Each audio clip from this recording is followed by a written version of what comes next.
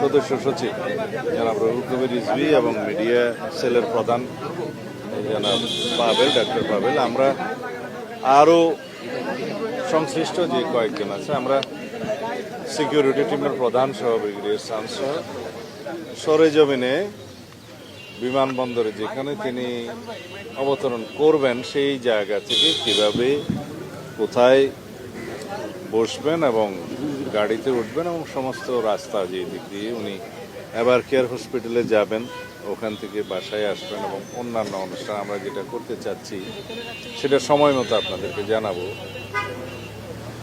সেগুলো সরেজমিনে আমরা একটু পরিদর্শন করে এবং সংশ্লিষ্ট সকল কর্তৃপক্ষের সাথে একটু সমন্বয় করতে গিয়েছিলাম। আর নিরাপত্তার বিষয়টি আলাদাভাবে সরকারের সংশ্লিষ্ট মহলের সাথে সব বিভাগীয় প্রধানদের সাথে আমাদের নিরাপত্তা টিমের যিনি প্রধান এবং অন্যান্য সদস্য আছেন তারা সমন্বয় করছেন বেশ কয়েকদিন থেকে। সরকারের পক্ষ থেকে আমরা বেশ সহযোগিতা পাচ্ছি এবং আমরা সারা দেশের আমাদের সমস্ত জেলা পর্যায়ে, উপজেলা পর্যায়ে, ইউনিয়ন পর্যায়ে পর্যন্ত আমাদের সকল সংগঠনের, বিএনপি সহ সকল অঙ্গ সংগঠনের সকল নেতা কর্মীকে আমরা ইনস্ট্রাকশন দিচ্ছি কিভাবে তারা 24 তারিখের রাতের মধ্যে অথবা 25 তারিখের সকালের মধ্যে তারা আমাদের প্রিয় নেতাকে স্বাগত জানাতে ঢাকায় আসবেন। এর মধ্যে সারা দেশের সমস্ত জনগণের মধ্যে ব্যাপক উৎসাহ উদ্দীপনা আছে। দীর্ঘ 17 বছরের কষ্টের নির্বাসিত জীবন শেষে আমাদের এই দেশের গণতন্ত্রের রক্ষা কবচ, আমাদের আগামীর বাংলাদেশের যিনি নেতৃত্ব দেবেন ইনশাআল্লাহ, তাকে এক নজর দেখার জন্য আমরা গণতন্ত্র অবমুক্ত করতে পেরেছি। ফ্যাসিবাদের বিরুদ্ধে সংগ্রাম করতে করতে এই ফ্যাসিবাদ বিরোধী রাজনৈতিক সংগ্রাম, গণতান্ত্রিক সংগ্রামের সুদীর্ঘ 16-17 বছর তিনি নেতৃত্ব দিয়েছেন আমাদের। তো সুতরাং আমরা চাই যেন তার এই ঐতিহাসিক প্রত্যাবর্তন যেন বিগত 55 বছরের ইতিহাসে যেভাবে যা কিছু দৃষ্টান্ত আছে তাকে ছাড়িয়ে যায় এবং আগামী 55 বছরের ইতিহাসও যেন সেরকম কোনো ঐতিহাসিক ঘটনা না হয়, সেরকম একটা আমরা স্মরণীয় করে রাখার জন্যই আমাদের সমস্ত আয়োজন হচ্ছে। আশা করি সারা দেশের মানুষের জন্য অপেক্ষা করছে। আপনাদের সকলের সহযোগিতা প্রয়োজন।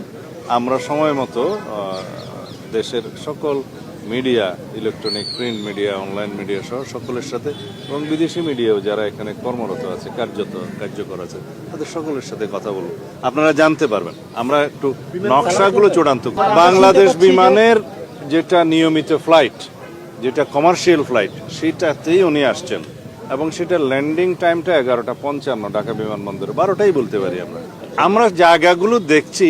যেহেতু বাংলাদেশের জনগণ তাকে এক নজর দেখার জন্য উদ্গ্রীব হয়ে আছে, উন্মুখ হয়ে আছে এবং তার দুটো কথা শোনার জন্য উন্মুখ হয়ে আছে, সেই জন্য আমরা ব্যবস্থা করার চেষ্টা করছি কোন জায়গায় হলে সেটা ভালো হয় এবং আমরা সেটাকে অ্যাকোমোডেট করতে পারবো, সবাইকে আসতে পারবো, জনদুর্ভোগ যাতে না হয়, সব কিছু বিবেচনায় আমরা জায়গাগুলো পরিদর্শন করছি। আপনারা জানতে পারবেন অনেক দূর অগ্রগতি হয়েছে।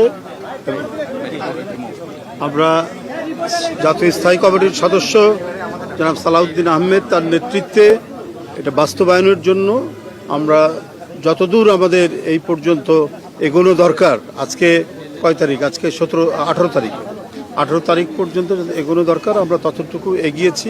আমাদের অন্তর্ভুক্ত যারা সদস্যরা রয়েছেন তাদেরকে বিভিন্নভাবে দায়িত্ব দেওয়া হচ্ছে, সারা দেশে যোগাযোগ করানো হচ্ছে এবং তারা যোগাযোগ করছেন যাতে একটা, যেটা সালাউদ্দিন সাহেব বললেন যে এটা সমাবেশ যেটা হবে, সমাবেশ বলতে যে মানুষের যে উপস্থিতি যেটা হবে, এটা হবে ঐতিহাসিক নিঃসন্দেহে।